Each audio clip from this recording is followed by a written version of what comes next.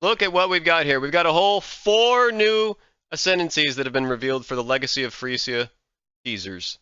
And that would be the Whisperer, the Herald, Paladin, and then the Polytheist. So let's take a look at the Whisperer. The Whisperer is a descendant of Inya of the Pale Court. She travels silently, imbuing her attacks with arcane powers. Investing in your mana is core to taking advantage of many of her abilities. Click it! An infinite pursuit. Intelligence provides no inherent bonus to maximum mana, +1 to maximum mana per dexterity. Maybe that's because of the class that you're starting out on. Not near as much intelligence, so they're letting you scale it. The different attribute. Sorry, I was having difficulty getting that one out. We know all. 50% increased mana cost of skills. Attack skills have added lightning damage equal to 4% of maximum mana. Don't panic yet. 100% of physical damage taken from mana before life. It's just basically a better mind over matter. And then the 50% increased cost of skills while giving attacks a added lightning damage equal to percentage of maximum mana. That's like a Mind of the Council. I think I'm quoting the right unique item here. I like that unique item, so that's pretty cool that you wouldn't have to equip it anymore. Wait a little. Gain 10 rage after spending a total of 200 mana. This one is maybe a little above my like conceptual abilities. I'm not really sure how to piece together some of these. Maybe like someone like Connor Converse would be excited about all of this mana shenanigans going on. Honk Arrive, how's it going? Breathe Deep, 50% increased mana recovery from flasks. Non-instant mana recovery from flasks is also recovered as life. This is the mana ascendancy for sure. There is more. Minimum frenzy charges, minimum power charges. It's like the inverse of what the power of conviction, I think, is what the Templar usually has if you go Inquisitor.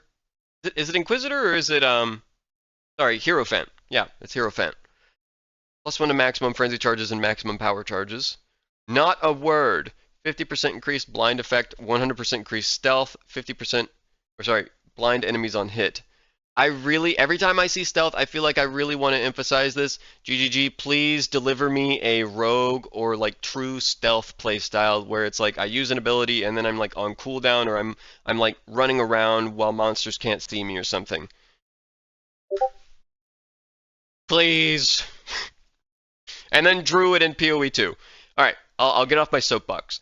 Your mind is destroyed. Increases and reductions to spell damage also apply to attacks at 150% of their value.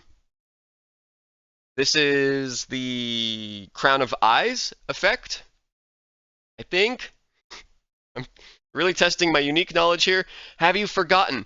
Projectiles from attacks fork. Oh my goodness, that is going to be fun. Projectiles from attacks can fork one additional time.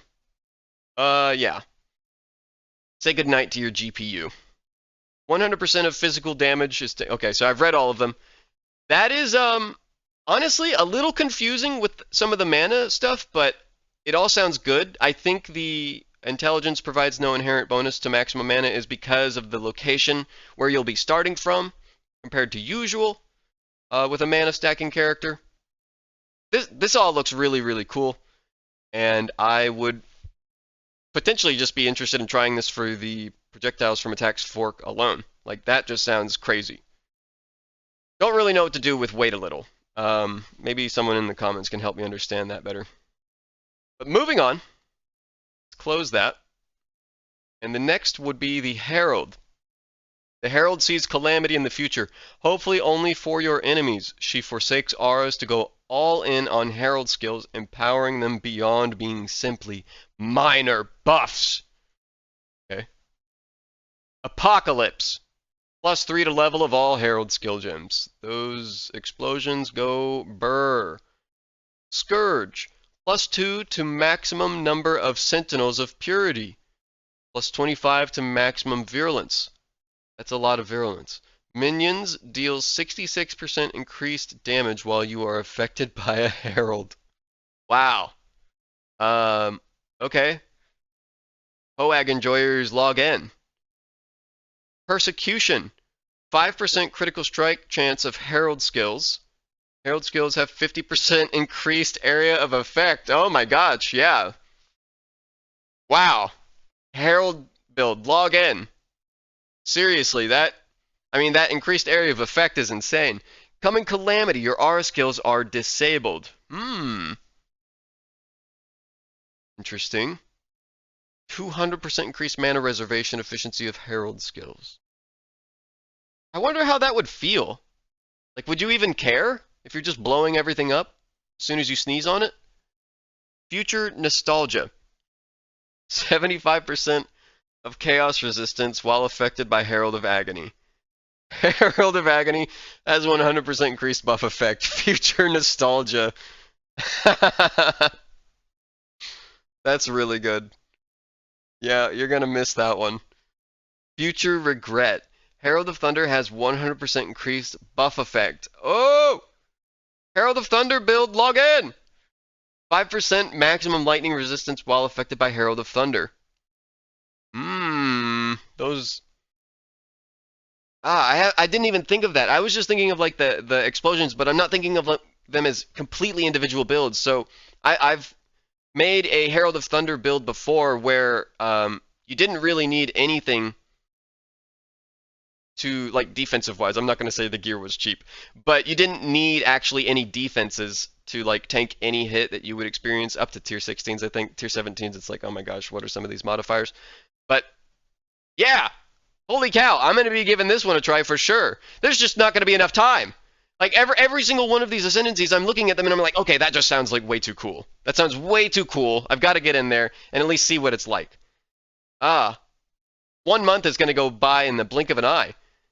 Future Anguish. Herald of Ash has 100% increased buff effect, 5% maximum fire resistance while affected by Herald of Ash. Herald of Ice has 100% increased buff effect, maximum cold resistance. Herald of Purity has 100% increased buff effect, 15% additional physical damage reduction while affected by Herald of Purity. That one may be a popular choice for this Ascendancy. 15% additional physical damage reduction is really not that much to sneeze at. But then also Future Nostalgia is just like bonkers. Yeah, gonna miss that one. Retribution. 20% chance to gain elemental conflux for 4 seconds when you kill an enemy. So borrowing from... Wait. I think that's from Elementalist, right? Probably borrowing a little bit from Elementalist there. And then Damnation. Gain additional elemental damage reduction equal to half of your chaos resistance. Maximum endurance, frenzy, and power charges is 0. Ooh. No frenzy, no power charges, but half of your chaos resistance is additional elemental damage reduction. That is an incredibly powerful Ascendancy node. You cannot be stressed. That is Internal Damnation, the Ascendancy node. I think I'm quoting the right amulet. Yeah. That's a really, really powerful Ascendancy node right there. So don't sleep on Damnation. Though yet to be seen on how the no charges counterbalance works out there.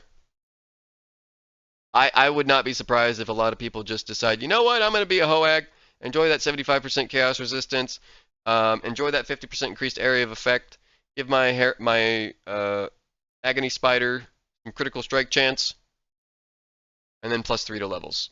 And then they're probably going to take Damnation or something. But what do I know? That's what I would do if I'm not doing the Herald of Thunder thing. So moving on, get that out of the way. Now for the Paladin, Duelist. Interesting that this isn't on the Templar, but hey, I'm willing to hear him out. They have absolutely knocked my socks off up to this point, so why shouldn't this one? The Paladin is a duelist who has taken a righteous path. He's a good dog. He serves to better his allies in combat, protecting them from danger through link and aura skills as well as taunting enemies. Aura bots, log in. Absolution. Curses are inflicted on you instead of linked targets. 40% increased effect of non-curse auras from your skills while you have a linked target. What? Hold on, I'm gonna have to slow down. I'm reading these too fast. Curses are inflicted on you instead of linked targets. It's just gonna be tried and true, like super duper support mode. +5 to level of all linked skill gems. That's a lot of levels. Lose no experience when you die because a linked target died. Yep, that's okay. Yep, I think 100% whoever plays this is gonna be taking that because nobody likes losing experience, and then they can just respec out of it later on. Right? Like, okay, I'm 100. I don't need this anymore. But hey, +5 to levels is pretty good. I've never played a true Arabot in Path of Exile, so I don't know how good that actually is. Field Medicine. Magic utility flasks applied to you have 40% increased effect. Non-unique utility flasks you use apply to linked targets. Okay. I mean, that's kind of like treating your linked target like your minions if you have that one belt on. Mother's Embrace? I don't know. I'm pretty sure I'm actually wrong on quoting that unique, but yeah, that's again going to be very powerful. I'm sure there are some people out there who would be like, oh yeah, I would love an entire new row of flask buffs. Discipline, level 30, it just grants you level 30 aura skills. Okay. Grace, Determination, and Discipline. It's just the 3 defensive layers. Anointed Champion, you have consecrated ground around you while stationary. Effects of consecrated ground around you linger for 4 seconds. Super duper quality of life. Elemental Valiance, 25% chance to trigger level 20 summon elemental relic when you or a nearby ally kill an enemy or hit a rare or unique enemy. I love that. I love that being on a support character. Holy cow, I think that makes so much sense. Man, I love it, actually. I really, really love it because that's traditionally on a Templar Guardian after you get the Sentinel of Radiance. And I think that they serve perfectly as like quick and easy way to get an Arabot going until you can like really flesh out the character and get it decked out in in-game gear. Light of Divinity. Nearby enemies take 25% increased elemental damage. That's a whole lot of increased elemental damage. Bring the Battle. Enemies taunted by you take 20% increased damage. Enemies taunted by you deal 20% less damage with hits, and what's against other targets. Warcries have infinite power. You don't need the shield. Get it out of here. Hell yeah. Maybe. No, I don't know if that's enough to make this the Warcry Ascendancy, but certainly a lot of powerful options for helping out your friends just destroy the game, right? Like this is going to put your DPS carry up to the moon with those DPS numbers, so glad that they're actually thinking of everybody. I think that's really cool. Hide it, and then Polytheist. This is for the Templar. After a crisis of faith, this Templar has decided to devote his worship between several of Rayclass's pantheon of deities with the aim of finding a new purpose in life. Powers familiar to each of the gods will be yours if you choose to pursue their paths. See it? Devout of Gruthkul. Plus 300 to maximum life. Generate 8% of life per second. Spell skills deal no damage. Spells are disabled. That's just the chess piece. An Ascendancy node. But that's a lot of life regenerated per second, and that's a lot of flat life. So maybe some usefulness there, though, but you'd be surprised as to just how many things qualify as a spell. Would love for someone to prove me wrong, though. That would be pretty funny to see someone just beat up the game with only an attack and no defensive auras or something. Devout of the Bride King. 10% of maximum cold resistance, cannot be frozen. That may be a popular choice. Let's see what's right before it. Devout of Rislatha. Enemies you've hit recently have 100% reduced life regeneration rate. 30% more maximum attack damage. Wow. That's pretty good. Yep. I could see if you're an enjoyer of melee, you may want to give this one a try. Vout of Garukan. Increased evasion rating while moving. Immune to burning ground, shocked ground, and chilled ground. Regenerate 4% of life per second while moving. 100% mana regeneration rate while moving. If you hate ground effects, this is your Ascendancy. This one is for you. Holy cow, man. I love it. Yeah. I'm a fan of being I'm a devout of Garukan, I think. Nearby enemies are blinded. 100% increased critical strike chance against blinded enemies. Enemies blinded by you have 100% reduced critical strike chance. Offensive layer, defensive layer, and then kind of an additional defensive layer. That's a really nice node right there. Devout of Aberrath. Burning hoof prints. Triggers level 20 Aberrath's Fury. I have no idea what that does. I may have to look that up real quick. Hold on. Look it up. What does it mean? While you run, this skill creates a small explosion with each step, dealing fire damage in an area around you. Okay, so it's like a trample effect. That's pretty cool. Deals 50 to 75 fire damage, 10% chance to ignite enemies. This skill cannot knock enemies back. Skill is triggered when gained. This skill costs nothing. Does it have a cooldown? Cast time is 1 second. Affected by cast speed, I wonder. Base critical strike chance of 5. No, okay, so it's not a... It has a cast time, but it's also got an attack speed. Maybe you just can't affect how fast it happens, but... Or maybe it happens as fast as you're moving. Yeah, okay. I was overthinking it. Creates an explosion with each step. So the faster you run, the more explosions you're going to be doing. That could be a real fun one to mess around with as well. Where were we? Devout of Ugul. Hex Reflection. Your hexes can affect hexproof enemies. Immune to reflected damage. These ones just have a ton of upsides. It's like upside, upside, upside. Triple upside. And it like covers all the bases of that aspect of the game almost. This is nice. Devout of Lunaris. Spells fire 2 additional projectiles. Nova spells cast at the targeted location instead of around you. Yeah, that's going to be a popular branch as well. Just alone, additional projectiles for spells is pretty hard to come by. For anyone other than a Deadeye, I guess. And then Nova spells usually rely on astral projection, the ring, so that you can use that effect that is described thereof, the one that I just read. Nova spells cast at the targeted location instead of around you.